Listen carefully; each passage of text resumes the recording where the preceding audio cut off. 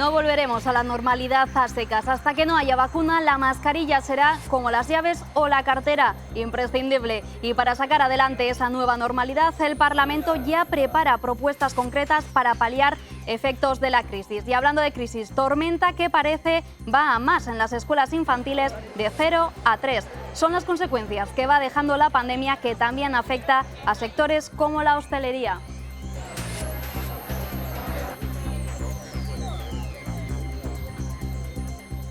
Arratsaldeon, buenas tardes. Vamos con todo ello, pero antes de mirar al presente, miremos al futuro. ¿En qué consistirá esa ley que marcará la nueva normalidad? Será obligatorio el uso de mascarillas y habrá multas de hasta 100 euros por no llevarlas puestas. Habrá que mantener la distancia interpersonal de entre 1,5 metros y 2 metros. Se vigilarán los aforos para que no haya aglomeraciones. Habrá planes de contingencia y detección precoz de casos. El Gobierno se reserva una carta fundamental. Con carácter excepcional podrá recuperar el control y adoptar medidas ante futuros rebrotes o crisis. Una vez superemos la última fase de la desescalada, la fase 3, Navarra se sumirá en lo que se denomina la nueva normalidad. No será la normalidad a la que estamos habituados porque habrá normas. Las mascarillas serán obligatorias y se mantendrán las medidas de higiene que ya se aplican en centros de trabajo y establecimientos comerciales. El Real Decreto establece especificidades para las residencias de mayores. Deben de estar coordinadas con los centros de los recursos sanitarios de su comunidad autónoma, del territorio en el que se ubican, y deben de tener preparados planes de contingencias para hacer frente a eventuales rebrotes del COVID. No podremos viajar como lo hacíamos antes de la pandemia. Obligatoriedad por parte de los operadores de transporte con asiento preasignado de mantener los registros de los pasajeros con el correspondiente asiento con un mínimo de 4 semanas para poder garantizar la trazabilidad en el caso de que se produjeran algún caso positivo en el medio de transporte en cuestión. Adicionalmente, se habilita al director general de la Marina Mercante a tomar medidas de control de pasajes en buques y en cruceros. Y se hará hincapié en la detección precoz del coronavirus. También se prevé el protocolo de actuación en caso de que hubiera rebrotes. Se especifica los recursos en materia de profesionales sanitarios y también en materia de disponibilidad de camas que hay que tener preparados y los planes de contingencia que hay que tener preparados. Es la nueva hoja de ruta, pero ¿hasta cuándo la mantendremos? Hasta que no se declare el fin por parte del Gobierno en los términos que les he indicado de esta crisis sanitaria, es decir, hasta que no tengamos derrotado definitivamente el virus. Y siempre que la ciudadanía haga su parte, siempre que se actúe con responsabilidad para evitar contagios. Precisamente en las últimas horas el Ministerio ha publicado el documento en el que explica los motivos por los que Navarra pasó a la fase 2 el pasado 25 de mayo. Las razones las mismas que valoraron el paso a la fase 1 de Navarra, la situación epidemiológica y la capacidad del sistema navarro. Para el paso a la fase 2, el Ministerio de Sanidad valoró la buena situación epidemiológica de Navarra y su muy elevada capacidad diagnóstica. En ese momento, el Ministerio apunta a un aumento ligero de transmisión comunitaria, pero señala que los casos estaban identificados mayoritariamente en contextos concretos y controlados, únicamente siendo 4 los casos que no fueron posibles de identificar el vínculo epidemiológico. De la misma manera, destaca la capacidad de diagnóstico de Navarra, apuntan a ella como muy elevada. Aseguran que la detección de los casos sospechosos de COVID-19 supera el 80% en atención primaria y alcanza el 100% de los casos ingresados a nivel hospitalario. Eso sí, apuntan de la misma manera que la realización de PCR se sitúa al 26,4% de la capacidad máxima de sus laboratorios. En la lista de mejoras y consejos, el Ministerio recomienda a la comunidad foral continuar focalizando el esfuerzo en la investigación de los vínculos epidemiológicos. El Parlamento ha fijado su postura en materia fiscal de cara al plan Reactivar Navarra. Se han aprobado 9 de las 17 propuestas, entre otras la de estudiar la aplicación de un impuesto a las grandes fortunas, consensuar una hoja de ruta fiscal con el Estado y el fortalecimiento del autogobierno en forma de traspaso de competencias. El Parlamento de Navarra pide estudiar un impuesto a la riqueza. No lo llamaría ni siquiera impuesto a la riqueza, lo llamaría impuesto solidario. Un impuesto solidario que verdaderamente tiene mucho más de solidario que esas donaciones que vemos de vez en cuando. Y pide al Estado la agilización del traspaso de competencias. Solicite la agilización del traspaso de la competencia de tráfico, es cierto que ya iniciada, e incluya otras nuevas como sanidad penitenciaria, I+D+I y becas y ayudas al estudio.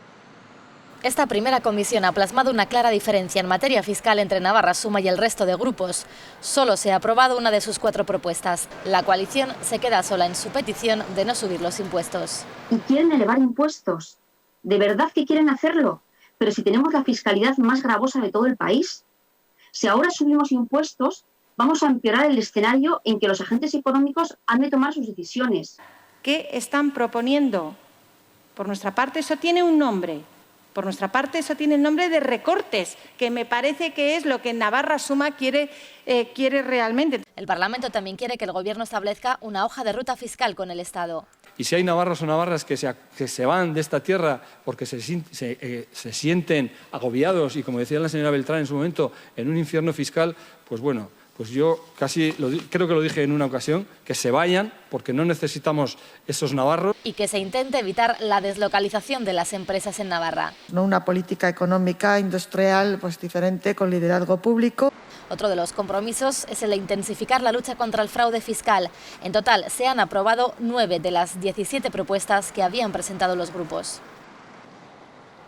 También en esa comisión se han aprobado propuestas para la promoción del teletrabajo e incentivar programas de ayudas económicas para el cuidado de menores o personas dependientes. Entre esas propuestas está la de establecer de forma urgente los criterios sanitarios para la apertura de espacios de educación no formal y cuidado de menores durante los meses de junio, julio y agosto. En total se han aprobado 12 de las 16 propuestas presentadas. Y acometer los pasos necesarios para la recuperación. Esto, desde mi grupo político, priman ustedes el cálculo político sobre cualquier otra consideración. Así que tiremos eufemismos. Y el Gobierno foral, con el paso de Navarra a la fase 3, da luz verde para la apertura de las guarderías. Desde el sector privado de los centros de 0 a 3 se muestran perplejos ante las condiciones que tienen que cumplir para llevar a cabo esa apertura y aseguran que hasta la fecha no tienen autorización para levantar la persiana. Sus reivindicaciones las han llevado a los partidos del arco parlamentario. Para la apertura de las guarderías, el Gobierno foral pone medidas que son inviables. Así lo asegura la plataforma de centros privados de 0 a 3, que además añaden que no tienen autorización para abrir. Nos ponen unas medidas de apertura que son inviables, tanto económicamente como sanitariamente, y que incluso van contra las condiciones laborales de cualquier otro trabajador. Por ejemplo, se redactan, yo creo que por personas que no han estado nunca en un aula de 0 a 3. Con lo cual hay muchas cosas que pasan por alto y que no puedes pasar por alto en el día a día. Ayer se hizo un comunicado, se filtró una información desde la sala de prensa de Gobierno Navarra, pero realmente no nos autoriza para abrir. Y eso ha sido lo que les han trasladado a los diferentes partidos políticos del arco parlamentario con los que hoy se han reunido, con todos a excepción de Podemos y con Izquierda. La situación viene de lejos. Comenzaron a pedir responsabilidades hace unos meses, pero parece que no a quien tenían que hacerlo. Ahora deben permanecer a la espera. Cosas que no dependemos de educación desde un principio. Ahora parece que dependemos de derechos sociales, no sabemos por qué. Nos lo acaban de decir ahora mismo en Parlamento, no teníamos ni idea. La cosa es que hasta ahora no dependíamos de nadie, esperamos su respuesta ahora, pero no tenemos ni idea, ni qué respuesta nos van a dar, ni si nos van a dar respuesta. Todos entienden nuestra situación y se ponen de nuestro lado, prácticamente todos. Son 56 los centros privados de 0 a 3 que desde el 14 de marzo permanecen cerrados a la espera de instrucciones. La veíamos en pantalla y ahora está con nosotros aquí en plató Ainhoa Soria, directora de Pinturela y miembro de la plataforma de los centros privados de 0 a 3. Buenas tardes. Buenas tardes. Antes de entrar en materia, vamos a dibujar la imagen de los centros privados de 0 a 3. Son 56, si no me equivoco. ¿Y de cuántos niños o niñas estaríamos hablando? Pues en principio nosotros damos cobertura a más o menos 2.500 familias en Navarra. Eso desde el punto de vista privado. Han sido 2 meses, ¿no? Más de 2 meses con la persiana bajada, normal también, como lo han estado pues hosteleros o diferentes centros educativos, sí. Pero según nos comentabais, ha llegado ya el momento a un punto en el que tenéis que levantar la persiana y no podéis hacerlo. Exactamente. Llevamos casi 3 meses y medio en unas condiciones en las que, como cualquier otro negocio, bien dices, está cerrado. ¿Cuál es la cosa? Que nosotros en ningún momento hemos tenido una respuesta clara de ningún departamento del Gobierno de Navarra que nos dijera: en esta fecha ustedes van a poder abrir y en estas condiciones. Ese es nuestro problema, que en todo momento son respuestas inciertas e inseguras. Entonces nos da una incertidumbre total. En un primer momento pensabais que dependíais del Centro de Educación, de la Consejería de Educación, pero hoy habéis mantenido una conversación con diferentes partidos políticos en el Parlamento y os dicen que realmente dependéis de derechos sociales. Eso es. En un principio, cuando el 14 de marzo nos proponen el cierre de las escuelas infantiles, empezamos a tocar puertas. Entonces vamos los primeros al Departamento de Educación, que es de donde pensábamos que colgábamos. Nos dicen que no, que nosotros no dependemos de educación. Entonces vamos a derechos sociales. Nos dicen que en ningún momento dependemos de derechos sociales, que en esta situación de alarma por el COVID dependemos únicamente de las autoridades sanitarias. Y ahora es el día, bueno, hace nada, unas semanas, el consejero de Educación, Jimeno, dijo directamente que no dependíamos de educación. Y ahora, desde ayer, parece ser, porque no lo sabemos seguro, dependemos de derechos sociales. No sabéis en un primer momento, bueno, ahora tampoco sabéis a quién exigir, ¿no?, medidas o ayudas para que podáis levantar la persiana, pero de momento decidís ir al Parlamento y os reunís con diferentes partidos políticos. ¿Cuáles son las reivindicaciones que les habéis planteado? Eso es, a ver, en principio, como no sabemos a qué puerta tocar, porque no sabemos de dónde colgamos o de qué departamento dependemos, bueno, pues nos aconsejan ir puerta por puerta. Entonces vamos tocando a todos los partidos políticos que componen el Parlamento. En este momento lo que hemos hecho es reunirnos con todos los partidos políticos, exceptuando a Podemos y a Izquierda Esquerra. Y en principio reivindicamos, o sea, lo que reivindicábamos hasta ayer era una fecha de apertura con unas condiciones dignas de apertura. Eso era lo que queríamos, abrir y que nos digan cómo abrir.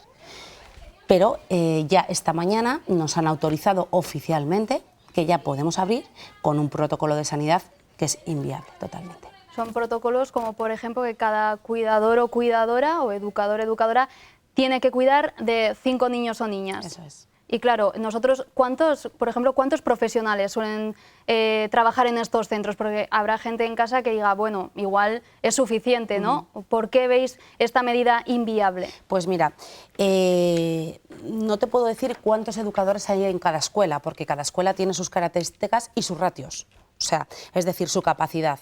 Entonces, por ejemplo, hay escuelas donde la capacidad es de 70 niños y escuelas en el que tiene 50, ¿vale? Entonces, el número de profesionales depende del número de niños. Con 5 niños es inviable, primeramente, porque no puedes garantizar las condiciones laborales ya de esas educadoras. ¿Por qué? Porque cuando te piden que una educadora tiene que estar en un grupo cerrado de 5 niños, quiere decir que esas 8 horas esa educadora no se puede mover de ese grupo. ¿Por qué? Porque no puede haber ninguna otra que le sustituya. Porque esos niños no pueden tener contacto con otra profesional.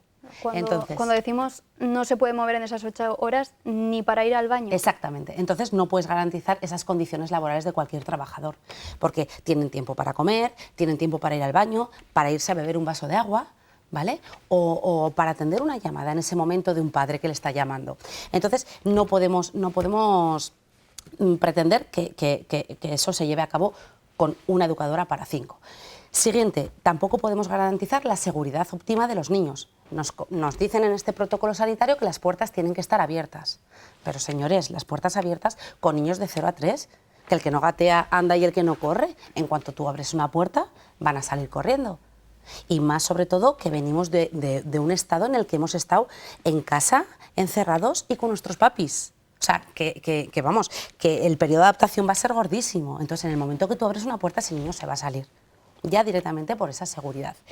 Y luego por el tema directamente económico.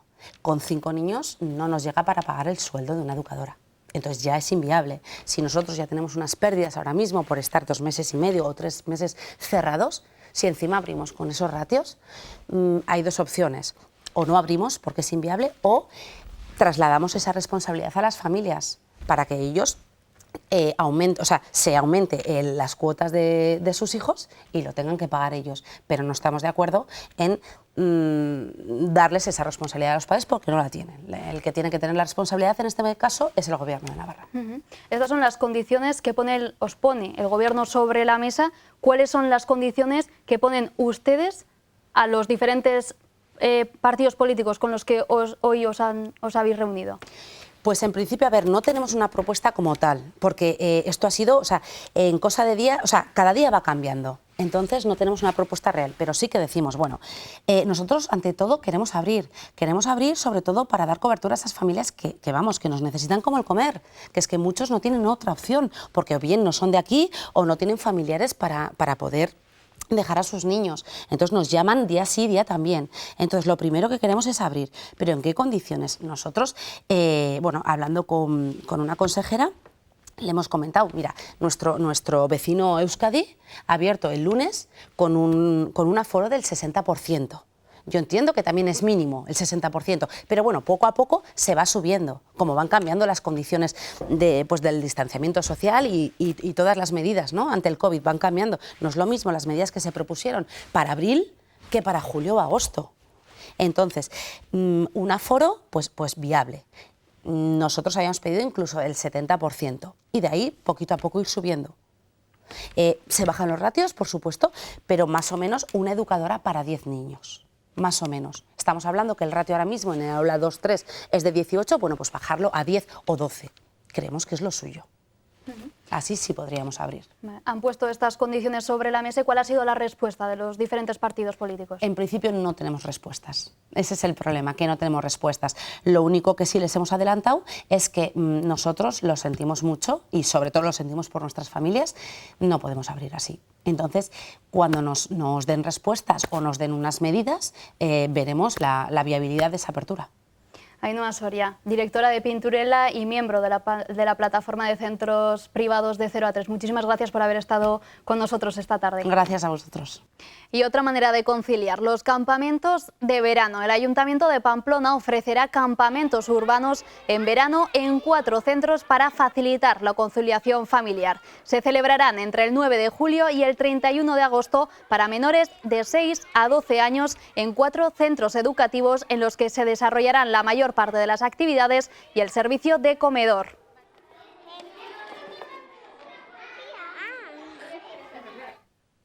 Y esto que les vamos a contar ahora no es sobre vacaciones, porque hay alumnos y alumnas que siguen estudiando y para ello han cruzado la frontera. Vean.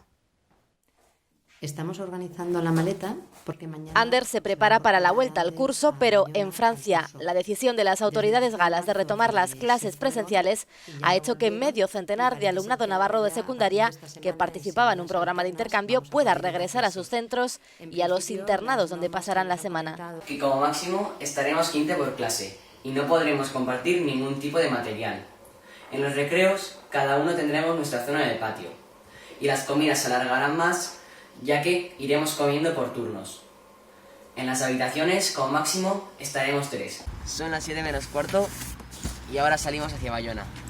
El viaje arranca sin saber realmente si les dejarán pasar la frontera, que está cerrada. La decisión depende del gobierno francés, ya que la vuelta a esos centros es voluntaria. Las familias han tenido que informar a la delegación del gobierno de su trayecto, matrícula del vehículo y la documentación del alumnado. Una especie de salvoconducto, aunque en la frontera no se lo piden. Acabamos de pasar la frontera sin ningún tipo de problema y ahora vamos de camino al cole. Casi 3 meses después, Ander retoma las clases. Estará en Bayona hasta el viernes, cuando vuelva de nuevo en coche a Pamplona. Lo que aún no sabe es si ya de nuevo en su casa tendrá que realizar cuarentena. Ignacio Catalán, Servicio de Multilingüismo y Enseñanzas Artísticas. Buenas tardes. Hola, buenas tardes. ¿Cómo puede ser que las fronteras estén cerradas y medio centenar de alumnos y alumnas vayan a estudiar a Francia? Bueno, aquí la situación estamos que depende de la desescalada. En Navarra está en fase 2 y eso impide pues, la movilidad entre comunidades. Si es así, pues con otros países la dificultad también es mayor. Y hay que decir que dentro de lo que cabe, este lunes, por ayer, Navarra pasó a fase 3, porque de lo contrario las cosas hubieran sido más complejas. Han salido del país, pero ¿podrán entrar? Hombre, yo entiendo que si van a Francia porque han podido pasar en fase 3 aquí en Navarra, entiendo que, bueno, pues una vez que se encuentren allí, puedan volver porque su residencia realmente está aquí en Navarra. Y cuando vuelvan, si se sigue la normativa, tendrían que permanecer en cuarentena, ¿no? ¿Van a hacer esa cuarentena?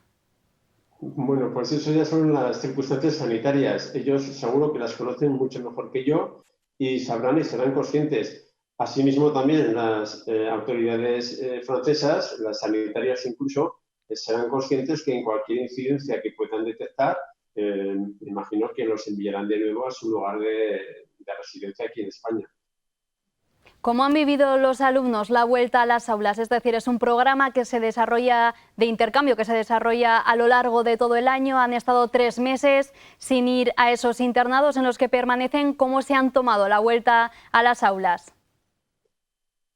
Pues yo quiero pensar que, como nos ha pasado a todos, que queremos intentar ya recuperar una cierta, bueno, serenidad, un cierto sosiego. Al fin y al cabo, se trata, este es un programa de movilidad para, bueno, cursar los estudios en centros escolares franceses. Su objetivo era precisamente, pues, concluir estos estudios en Francia. Ellos pretenden, con esto, de alguna manera, desarrollar su comprensión, la lengua, la cultura francesa, y alcanzar las competencias que mejoran su desarrollo profesional.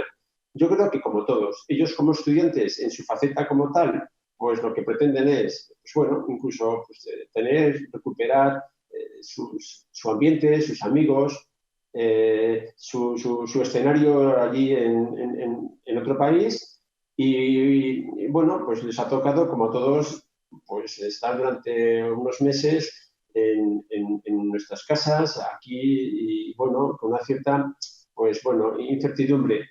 Sí que es verdad que la atención ha sido siempre sistemática, es decir, ha sido online, ha sido telemática, y en ese sentido no han desconectado. Pero como todos, lo que queremos es ya empezar a, bueno, pues a tener ya nuestra cierta normalidad. Seguían, como decía, estudiando de manera online, pero esa vivencia, ¿no?, que aporta al final estudiar en otro país, en este caso en el país vecino, en Francia, los meses que no han podido estudiar allá, que se han quedado en el tintero, ¿se van a recuperar de alguna manera, de manera también presencial, o van a quedar en el tintero, como decíamos? No, la asistencia ha sido telemática, por tanto, ellos han podido seguir sus programaciones. Incluso el querer recuperar todavía, pues bueno, hay un tiempo pues para poder estabilizar esos contenidos, esas capacidades y esas, incluso me atrevería a decir, esas destrezas. Estamos hablando que los que han decidido volver, aproximadamente la mitad, pues van a tener 3 semanas de, bueno, pues de contacto con sus compañeros franceses, bueno, pues con las aulas, y de alguna manera pues entiendo yo que va a ser ya la revalida final de cara al final de curso. Por tanto, yo creo que en ningún momento ha habido un parón, sino que en todo caso lo que ha habido es un cambio de escenario, de presencial a telemático. Decía ahora Ignacio que la mitad de los alumnos han decidido volver. ¿Qué pasa con la otra mitad? ¿Por qué no han querido dar ese paso y terminar estas semanas? Por un lado, estaba que Francia, pues no en todos los centros han decidido volver. Hay que decir que de los 6 centros, solo 3 han abierto el internado. Por tanto, las posibilidades de volver eran en estos centros donde podían quedarse a pernoctar y pasar de lunes a viernes. Y luego de todos estos, de los 3 que sí que han podido volver, porque los internados han abierto las instalaciones en unas condiciones higiénico-sanitarias adaptadas a las circunstancias que hayan establecido en Francia, lo que han hecho ha sido volver a la mitad. En cualquier caso, es una decisión familiar y, como tal, el Departamento de Educación ha querido simplemente pues, acompañarles, facilitarles y colaborar en ese objetivo. Pero, en cualquier caso, la decisión siempre estaba en el ámbito familiar. Ignacio Catalán, Servicio de Multilingüismo y Enseñanzas Artísticas, muchas gracias por haber estado con nosotros esta tarde. Pues muchas gracias a vosotros por esta oportunidad. Buenas tardes. Nosotros de momento no podemos viajar a Francia, pero si tienen alguna necesidad es momento para hacerlo. Volvemos en 2 minutos.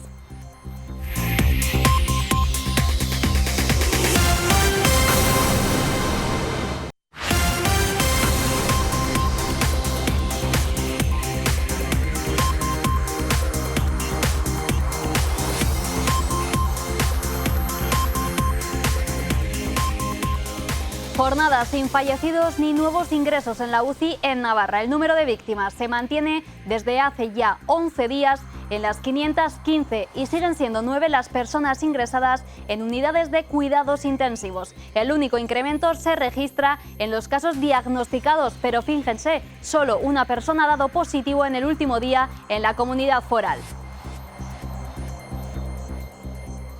En España, según los datos que aporta el Ministerio, tampoco se registran nuevos fallecidos por segundo día consecutivo, aunque sí han sido diagnosticadas otras 84 personas. Repunten los nuevos casos de coronavirus en el conjunto del país. Para garantizar la calidad de los datos nuevos, los datos antiguos han tardado más en completarse la información.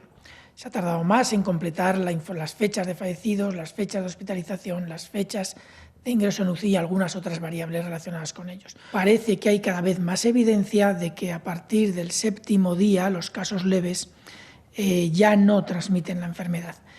7º, 8º, estas cosas siempre hay que tomarlas con los márgenes de incertidumbre a su alrededor necesarios.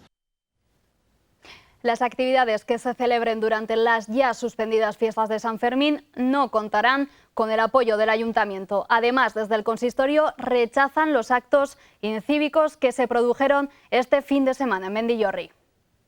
El Ayuntamiento de Pamplona dará la espalda a todas aquellas actividades que puedan producir aglomeraciones durante las fiestas de San Fermín. Así lo ha acordado la Comisión de Presidencia a través de una declaración institucional en la que figura hacer un llamamiento a la sociedad pamplonesa para que se cumplan las medidas sanitarias y de seguridad.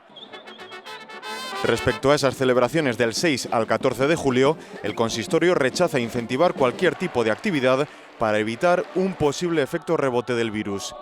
Además, el Ayuntamiento rechaza las actitudes incívicas que se produjeron este pasado fin de semana en el botellón de Mendillorri. Aseguran que estas actividades ponen en riesgo al conjunto de los pamploneses y exigen que no se repitan actos de este tipo. Otro asunto sobre la celebración o no de fiestas. Ayer la empresa Macua Corera anunciaba a través de una nota que Tafalla tendría toros en agosto. El documento señalaba que se celebrarían estos festejos respetando las medidas de seguridad tras haber mantenido una reunión con el Ayuntamiento. Pues hoy mismo el propio Ayuntamiento ha salido del paso de esta información, desmintiendo y lamentando la nota publicada por dicha empresa.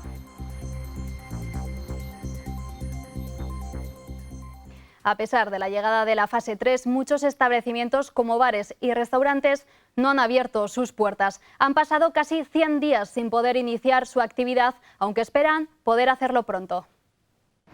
Han pasado casi 3 meses desde que se decretó el estado de alarma y el sector de la hostelería es uno de los más afectados. Locales como este se mantienen todavía con la persiana bajada. Locales cerrados y la disminución de clientela también se ha notado en los polígonos. Sí, en este polígono sobre todo porque hay 3 bares y ninguno de ellos ha abierto.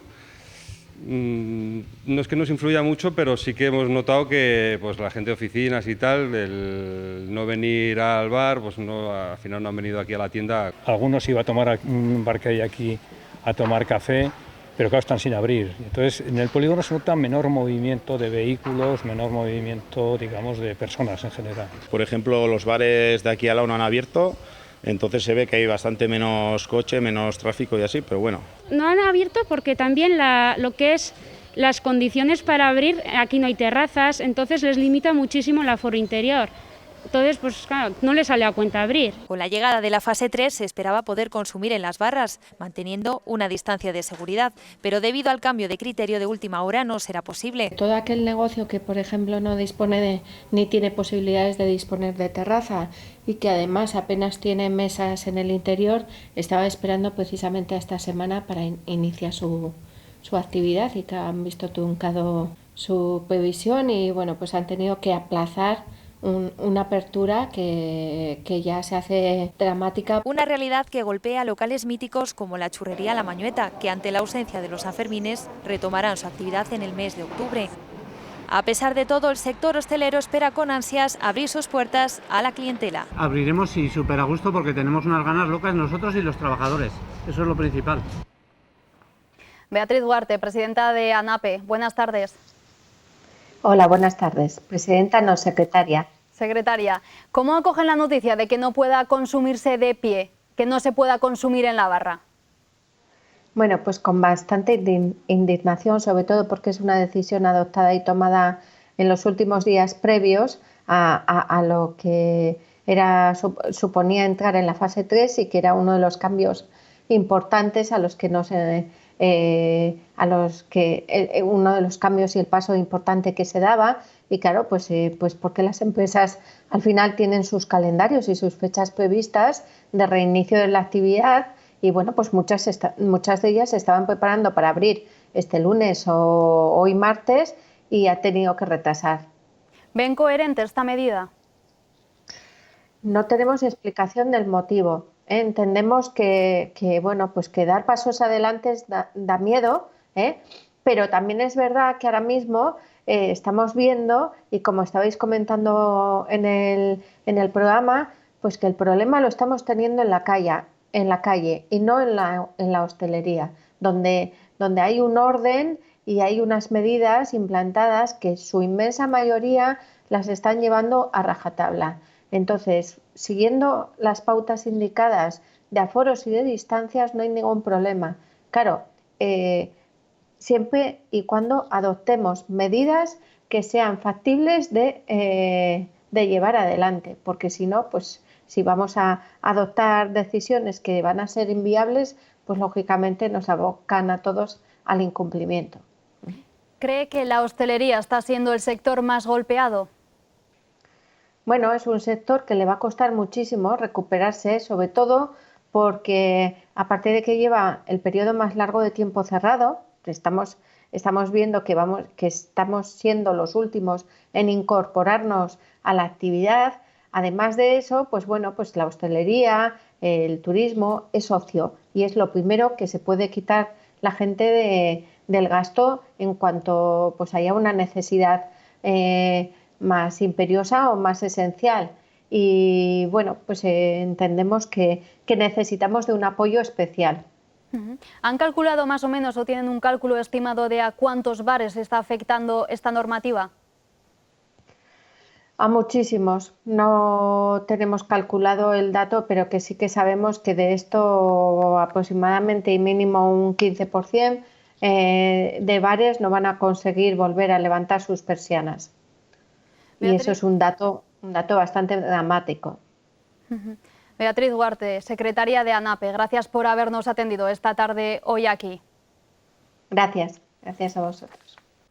Sin embargo, las peñas y sociedades gastronómicas pueden abrir, pero muchas prefieren esperar a conocer mejor las medidas exigidas y elaborar su propio protocolo. El cruce de competencias entre la posible ordenanza municipal y la orden foral les deja en una situación, dicen, de total incertidumbre. Esta sociedad gastronómica no está acostumbrada a tanto silencio. Es una pena que llevemos casi 90 días cerrados, tanto las taquillas como las mandarras, como la cocina, los pucheros, las cazuelas están tristes de que no vengamos y lo utilicemos. Pese a que la orden foral permite la reapertura de las sociedades gastronómicas y peñas, Napardi prefiere esperar hasta tener perfilado un protocolo más detallado. Para tener seguridad para nosotros, los socios, para los acompañantes que vengan y sobre todo también para la gente que trabaja aquí. Están pendientes de si el Ayuntamiento de Pamplona realizará una orden municipal más restrictiva. ¿Qué mesas vamos a anular? ¿Por dónde tiene que entrar la gente? ¿Dónde tiene que limpiarse? ¿Lavarse las manos con hidrogel? ¿Cuántas personas puede haber en la cocina? Aunque este año no hay Sanfermines, desde Napardi quieren conocer mejor las medidas de seguridad porque no hay fiestas, pero sí hay fechas. Y las fechas la gente la lleva muy en el corazón. Su objetivo es tener todo previsto para la utilización de la sociedad del 6 al 14 de julio. Este año, después de 35 ediciones seguidas, no otorgarán el Gallico de Oro. Pero bueno, nos tenemos que amoldar a la situación. Los 200 socios tendrán que seguir esperando para poder celebrar sus tradicionales quedadas en forma de almuerzos, comidas y cenas. Hasta el momento continuarán con las luces apagadas y la puerta cerrada. Las aguas de la pandemia comienzan a bajar poco a poco y quedan al descubierto situaciones que ya arrastrábamos de antes, como la pobreza o la exclusión social. En Navarra, más del 9% de la población estaba en riesgo de exclusión antes de la pandemia. Celia Pinedo, presidenta coordinadora de ONGD, buenas tardes. Hola, buenas tardes. Esa era la imagen anterior a la crisis del coronavirus. ¿Cuál es la imagen ahora? Bueno, nosotras como entidades que nos dedicamos a la cooperación internacional para el desarrollo formamos parte de la plataforma de entidades sociales que trabajan en Navarra para hacer frente a la exclusión social, a la pobreza que se da en Navarra. Pero nosotras la mirada que tenemos post pandemia y durante la pandemia está un poquito más allá, hacia la situación que va a dejar esta crisis del COVID en otros países del sur. Y hablando un poco en Navarra, la tasa de pobreza severa se redujo en el primer año de la renta garantizada, descendiendo casi un 45% y situándose así la comunidad foral como la comunidad más igualitaria. ¿Sigue siendo la comunidad más igualitaria? Bueno, desde luego es la comunidad, no sé si la que más, pero una de las comunidades donde la sociedad civil para hacer frente a situaciones de exclusión más organizada está. La verdad que la sociedad civil en Navarra está muy organizada, hay una red de entidades y de personas que demuestran la solidaridad diaria y nosotras como entidades de cooperación internacional para el desarrollo en Navarra lo que promovemos desde luego es ese formar en la solidaridad a través de la educación para el desarrollo, a través de la sensibilización, del voluntariado también para fomentar efectivamente una sociedad igualitaria. Creo que os centráis sobre todo en países del sur como Bolivia. Comparando la imagen que se tiene en Navarra y la imagen que se tiene, por ejemplo, por coger Bolivia, ¿cuáles serían las mayores diferencias? Bueno, lo cierto es que nuestra misión y nuestra razón de ser es efectivamente trabajar en el sur, en países de América Latina, de África, de Asia. Por poner como ejemplo Bolivia, nuestra máxima en cualquier caso es que este tipo de crisis no nos lleve precisamente a comparar el aquí y el allí para decir ahora aquí estamos viviendo una crisis, entonces prioricemos el aquí y el allí. No, siempre tratamos de que esa mirada sea horizontal, de tú a tú, la pobreza, ya no hay pobreza aquí y allí, es una cuestión global y pues por ejemplo sí que es cierto que esta pandemia, si bien está dejando salir a la luz diferencias que se palpan en Navarra, pero que también se palpan en Bolivia. Allí donde había una brecha digital, esa brecha digital se agranda. Allí donde había brecha social, esa brecha se agranda. Es decir, las desigualdades con esta pandemia lo que están mostrando es que en cualquier parte del mundo están abriendo esas brechas de desigualdad social. En Bolivia, pues por ejemplo, se han aprobado como una de las medidas que se ha aprobado por parte del Gobierno, bonos económicos para aquellos grupos de personas más vulnerables, pues familias con hijos que estén en una situación realmente precaria, grupos de personas, insisto, vulnerables. ¿Qué pasa? Pues que la gran mayoría de la población en Bolivia se dedica a la economía informal, por lo tanto no accede a este tipo de bonos puesto que su situación no está regularizada, o familias sin hijos escolarizados que son muchas las familias, porque no hay un acceso a la educación que sea total. Entonces, sí que es verdad que notamos que estas desigualdades se agrandan todavía más. Son realidades totalmente diferentes, no vamos a hablar de comparaciones, no vamos a hacer comparaciones, como decía usted, pero sí vamos a hablar de contagio, del contagio de las cosas buenas. Por ejemplo, destacaba, ¿no?, de la Comunidad Foral de Navarra la solidaridad, cómo contagiar esos buenos valores a otros países. Bueno, de hecho, en la semana que viene tenemos el día 17 de junio a las 5:30 de la tarde para invitar a la ciudadanía, fundamentalmente profesorado de Navarra, porque es una de nuestras principales líneas de acción con el profesorado para fomentar entre el alumnado esa solidaridad internacional con esa mirada siempre global. Pues tenemos un conversatorio que lo vamos a hacer online, dadas las circunstancias, en el que van a participar profesorado de Guatemala, de Nicaragua, en este caso hemos seleccionado estos dos países, con profesorado de Navarra para intercambiar precisamente cómo se está trabajando allí esa educación para la ciudadanía, esa educación para la transformación global. Al final lo que necesitamos es que la gente conozca cuál es la realidad y que contribuya a transformarla, sea aquí, allí, pero al final a todos nos compete ser un poquito agentes de cambio, que es lo que buscamos. ¿Cree usted, Celia, que en los centros educativos se palpan estas realidades, se enseñan este tipo de situaciones, es decir, lo que se vive en otros países fuera del nuestro? Desde luego sí, además en Navarra hay un programa que es referente a nivel estatal y también internacional, porque recibió un premio internacional. Es el programa de escuelas solidarias, que lo que busca precisamente es llevar a las aulas de centros educativos de Navarra pues la situación de otros países del mundo y cómo desde aquí podemos contribuir a reducir ese tipo de desigualdades y enriquecernos de los aportes de muchos otros países que desde luego nos enriquecen. Ahora, a nivel informativo, no tanto en centros educativos, pero sí para la ciudadanía en general, hemos lanzado una iniciativa desde la Coordinadora de ONGs de Desarrollo que se llama Testigos del Sur, COVID Testigos del Sur, desde donde buscamos informar a la ciudadanía de cómo están en países en los que trabajamos como entidades de cooperación internacional, cómo les ha afectado la pandemia, qué medidas están aplicando a nivel económico, educativo, sanitario, cómo está afectando a las personas más vulnerables, para que la ciudadanía de Navarra lo sepa y también esas entidades públicas que apoyan a la cooperación, para que tengan acceso a esa información, porque sí que es verdad que en estas épocas de pandemia cuesta mucho acceder a información de cómo se está viviendo en estos países, países en los que se cuenta quizá con 4 respiradores por cada 100.000 habitantes, como es el caso de Guatemala, países donde en muchos hospitales no hay agua potable en los hospitales para atender a pacientes. Entonces, que la gente tenga acceso a este tipo de información, que lo conozca, que sea crítica con la información que recibe y que pueda valorar aquello que le llega y desde aquí informar a la gente que está viendo que tiene acceso a este informe por si le apetece saber cómo se está viviendo la situación del coronavirus en otros países del sur, de América Latina, África y Asia. Lo tiene disponible en la web de la coordinadora y es COVID Testigos del Sur.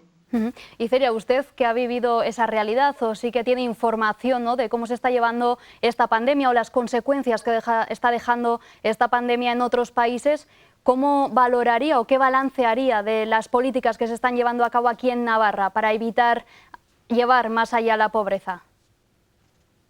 En cuanto a la implicación de Navarra a nivel internacional,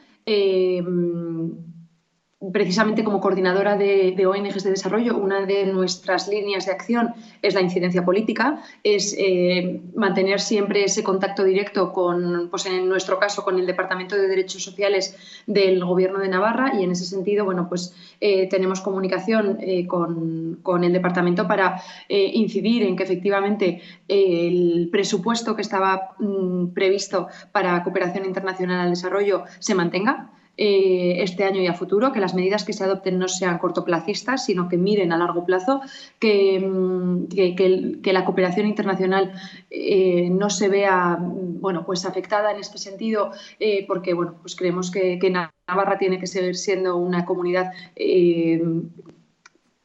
prioritaria, que tenga como prioridad la cooperación internacional para el desarrollo. En ese sentido, se acaban de publicar las convocatorias de ayuda humanitaria que publica el Gobierno de Navarra para que las entidades que nos dedicamos a ayuda humanitaria pues presentemos nuestros proyectos. Luego se convocarán las convocatorias de los proyectos de cooperación internacional, programas a 3 años, proyectos, microacciones, en fin. Desde el Gobierno de Navarra ahora mismo se publicación de convocatorias para seguir con esas acciones en otros países. Sí que es cierto que se van a reorientar estas acciones para efectivamente dar respuesta a aquellas nuevas necesidades que hayan surgido en las comunidades más vulnerables de los países en los que trabajamos, que salían de su punto de partida era, ahí sí que es verdad que las comparaciones sí que debemos hacerlas, su punto de partida es completamente distinto al que partíamos nosotros. Estamos hablando de unos países en los que, insisto, no hay agua potable o ya tenían una situación de pandemia previa o ya sufrían de hambre. Es que quizá lo que más nos preocupe en estos países no sea la pandemia, que también, pero sino la situación que va a dejar de hambre por no poder continuar con esa economía informal de mucha gente que vive al día. Entonces, pues en ese sentido reivindicamos que por parte del Gobierno de Navarra y otras entidades se mantenga desde luego las convocatorias y ese apoyo a la ayuda oficial al desarrollo como respuesta global. Celia Pinedo, presidenta coordinadora de ONGD, gracias por habernos atendido esta tarde. Muchísimas gracias. Y vamos con otros asuntos, porque el Consejo de Ministros del Gobierno ha aprobado también el anteproyecto de la Ley de Protección a la Infancia y a la Adolescencia frente a la violencia, que obliga a denunciar a cualquier persona que conozca una situación de riesgo. Además, persigue nuevos delitos, como los cometidos por Internet, y fija que la preinscripción de los delitos graves no contará hasta que la víctima cumpla 30 años. También se recoge en esta ley medidas de protección específicas para los menores tutelados. El vicepresidente del Gobierno, Pablo Iglesias, ha explicado la ley y se ha referido al caso del niño de 9 años que podría haberse suicidado en un piso tutelado en Tudela y que se está investigando. Un colectivo de niños, niñas y adolescentes que precisa una atención específica, con muchísimo cuidado, son los menores tutelados. Esta ley integral establece la obligación de fijar protocolos de prevención en todos los centros de protección de menores, con instrumentos concretos y específicos para la prevención y detección precoz ante posibles casos de abuso, de explotación sexual y de trata de personas menores de edad. Como saben ustedes, la semana pasada supimos que un niño de 9 años que vivía en un piso tutelado en Navarra se había quitado la vida. Es fundamental establecer mecanismos de prevención para evitar que situaciones como estas se puedan producir. Y seguimos en la capital ribera. Recordarán un crimen en Tudela hace 4 años, el estrangulamiento de Wilson Llanza. Pues hoy el Tribunal Superior de Justicia de Navarra ha confirmado las condenas impuestas en septiembre de 2019 por un delito de homicidio a los 3 acusados del estrangulamiento del joven de 33 años. Se confirman así 13 años de prisión para la viuda del fallecido y un sobrino de esta, el autor del crimen, y 10 años de prisión para otra sobrina que participó en el plan.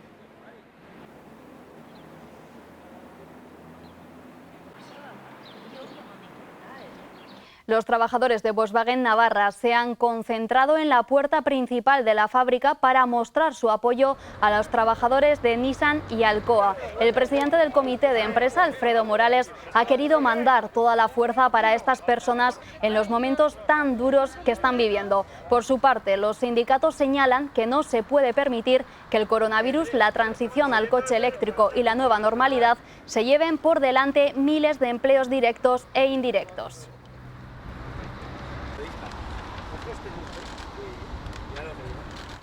El Gobierno de Navarra ha entregado las 42 primeras viviendas del Plan Público de Alquiler en Mutilva. Se trata del primer edificio de vivienda pública que cuenta con el sello Passive House, el máximo estándar de edificios de consumo casi nulo. Este tipo de viviendas garantizan el 70% del ahorro en consumo energético. El Ejecutivo prevé terminar para finales de este año la construcción de 140 viviendas de protección oficial e iniciar o adjudicar las obras de otras 300 con esta misma marca. Una calidad del espacio en temperatura, en ventilación, en CO2, etcétera, que hace que efectivamente, que es lo que hemos venido a comprobar hoy, los vecinos valoran y vecinas de una manera muy importante. Y nos despedimos con nuestro homenaje al cantante Pau Donés de Jarabe de Palo, que hoy ha fallecido después de luchar durante años contra el cáncer. Con su última canción, Eso que tú me das, nos vamos. Volvemos mañana, les esperamos. Todo lo que me das es lo que ahora necesito. Eso que tú me das, no creo lo tenga merecido. Por todo lo que me das, te estaré siempre agradecido. Así que gracias por estar, por tu amistad y tu compañía. Eres lo mejor que me ha dado la vida. Por todo lo